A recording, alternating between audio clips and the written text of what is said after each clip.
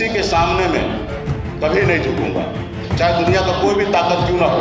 अगर आप कहेंगे कि मैं शहंशाह हूँ, तो मैं इस दुनिया में, इस धरती पर किसी को शहंशाह मानने के लिए तैयार नहीं हूँ। बिहार में पशु और मत्स्य संसाधन मंत्री रहे मुकेश सहनी की पहले तो पार्टी की हार, ऊपर से उनके अपने ही उन्हें छोड़कर बीजेपी में शामिल हो गए।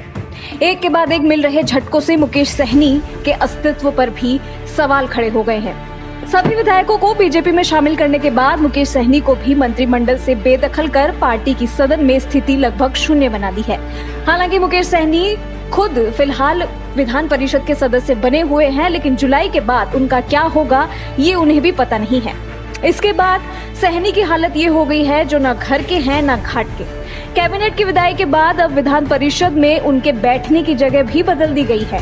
मुकेश सहनी अब मंत्रियों की कतार में आने वाली सीट पर नहीं बैठ सकेंगे।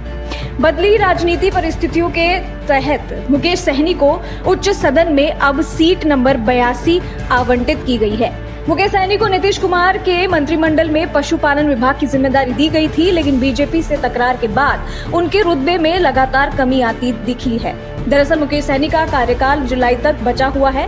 वीआईपी पार्टी के तमाम विधायकों के बीजेपी में मिल जाने के बाद ये चर्चा है कि पार्टी की संवैधानिक स्थिति बची है या नहीं।